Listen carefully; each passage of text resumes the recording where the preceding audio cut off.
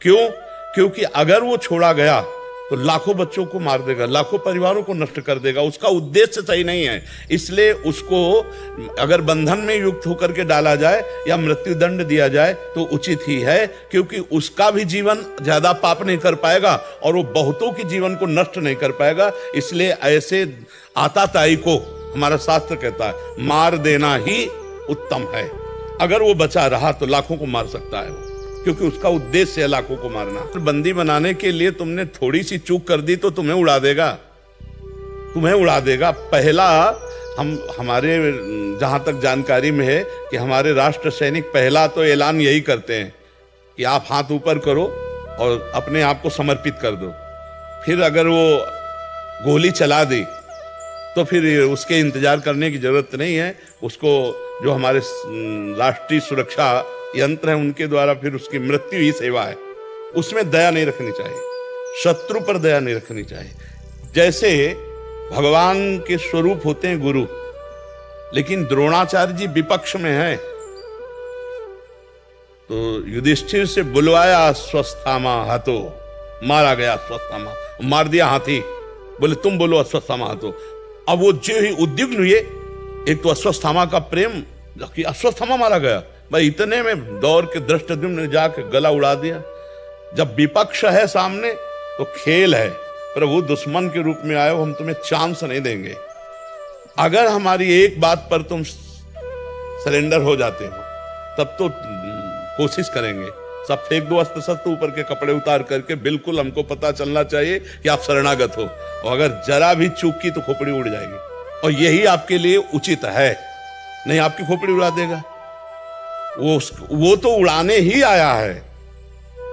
आताताई का वध करना उचित है, शास्त्र ऐसा आदेश करते हैं। आताताई उसे कहते हैं जो सोते हुए पुरुषों को, बिना अपराध किए हुए पुरुषों को, अब रेलवे स्टेशन पे खड़े गोली चला रहे, कौन तुम्हारा वहां दुश्मन है? अब उनकी मान्यता है तो हमारी मान्यता तुम्हारी मान्यता को नष्ट करने में समर्थ है, ऐसा नहीं है। हमारे शासन विभाग, हमारी भारतीय जो सैन्य बल शक्ति है वो समर्थ है। दया कभी कभी, बहुत ध्यान देना है, दया कभी कभी अपने ऊपर हावी हो जाती है। कई राजाओं ने, जब शत्रु पक्ष के राजाओं ने घुटने टेक दिए तो उनको छोड़ दिया, और जे भी छोड़ा तो ऐसे सैन्य बल से आंखें निकलवा ली, गले काट दिए, बंदी बनाकर। वो दुर्दशा की उन्हीं की जिन्होंने क्षमा कर दिया था, जिन्होंने। तो शत्रु पक्ष को या तो बंदी बना करके रखा जाए अगर अवसर मिले, नहीं तो फिर उनकी मृत्यु से पवित्रता हो जाएगी, मृत्यु दंड से पवित्रता हो जाएगी। जैसे अपने भी देश में है, अब भारी अपराध, अक्षम्य अपराध किया तो फांसी की सजा दी जाती कि नहीं? तो फिर क्यों दी जाती है? जज वो इसीलिए देता है। अभी किसी अपराधी से वो ऐसा अपराध बन गया कि 5 और 6 वर्ष की बच्ची से गलत करके ऊपर छत से फेंक दिया, मार दिया। और जब जज के सामने गया तो उन्होंने कहा, अनुज बधू भगनी सुत नारी, 67 ये कन्या समचारी, इन्हीं कुदृष्ट बिलोके जोई, ताई बधे कुछ पाप न होई, इसको फांसी की सजा दो। और उसे पूछा कि उचित है ना? उसने कहा जी।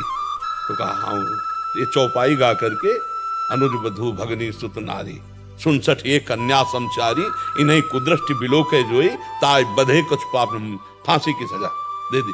तो थोड़ा विधान करना है हमें। दयालु भाव, हम सब पे भगवत भाव रखते हैं, लेकिन हे भगवान, यदि आप आतंक रूप धारण करके आओगे, आप अपराधी रूप धारण करके आओगे तो दंड विधान रूपी पूजा आपकी हम करेंगे। आप सौम्य रूप रख के आओगे तो हाथ जोड़ लेंगे। अलग अलग विधान रखा गया है। नहीं तो देखो, भगवान सर्व सामर्थ्यशाली होते हुए एक हाथ में लीला कमल है तो दूसरे में सुदर्शन चक्र है।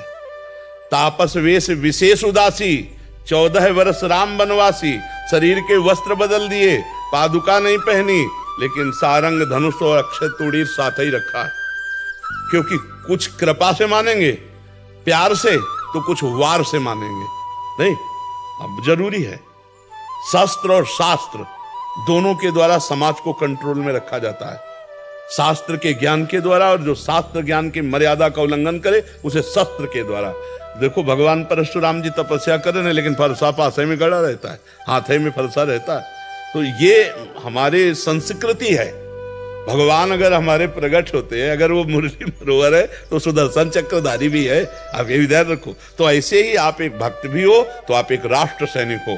जरूरत पड़ने पर हमारा गला उतर जाए तो कोई बात नहीं, और जरूरत पड़ने पर हम सामने वाले शत्रु का गला उतारे तो हमें कोई फर्क नहीं पड़ेगा। ये हिम्मत बिल्कुल रखनी है, हृदय द्रवित नहीं कर देना कि इसके बीवी बच्चे हैं, इसके परिवार है, नहीं। इतना सोचने में तो तुम्हारी खोपड़ी तक, उसकी खोपड़ी का हिसाब पहुंच जाएगा।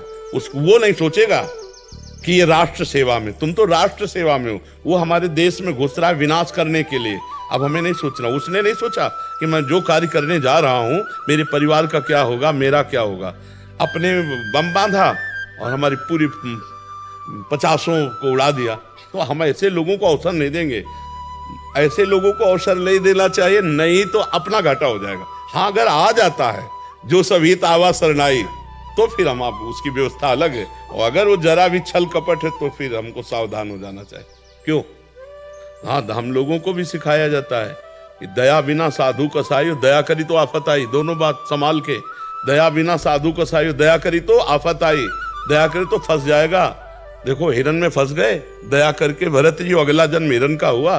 तो जैसे आप राष्ट्रीय सेवक हो तो ऐसे ही आपको सावधान रखना। जहां दया की जरूरत है वहां दया की जरूरत है, और जहां क्रूरता की जरूरत है तो वहां दया नाम की चीज नहीं दिखाई देनी चाहिए आप में। आप में भय नहीं होना चाहिए, आप में रक्त देख करके हृदय द्रवित नहीं होना चाहिए।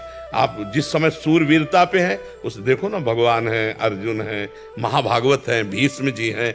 भगवान तक के बाण मारे भीष्म जी ने, सामने श्री कृष्ण चंद्र जो है। यहाँ तो भावना करनी भगवान की, सामने श्री कृष्ण, और भीष्म जी तान के बाण मारते हैं, विकल हो गए अर्जुन और भगवान, और अपना प्रण विसार करके फिर रथ का चक्र पहिया लेकर भागे भीष्म की तरफ मारने के लिए। जिस समय हमें जो रोल दिया जाए, देखो इस समय आप राष्ट्र सैनिक का रोल है।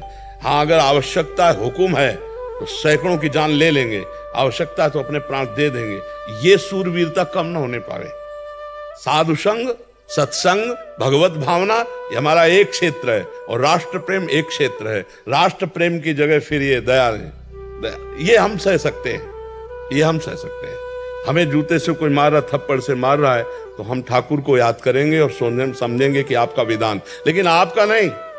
आप कोई साधु भेष में नहीं हो, इसमें बिल्कुल दया नहीं चाहिए, बिल्कुल हृदय पक्का। यही भक्ति है, इसी को समझना है, यही पक्की भक्ति है। ये नहीं कह रहे हिंसा कैसे, भगवान करवा रहे हैं ना, मार अर्जुन। अर्जुन कह रहे सन्यास लेंगे और भिक्षा का अन्न पाएंगे लेकिन युद्ध नहीं करेंगे, और भगवान कह रहे नहीं, इस समय तुम्हें प्राप्त धर्म युद्ध, तो इस समय तुम्हें गर्दन काटनी।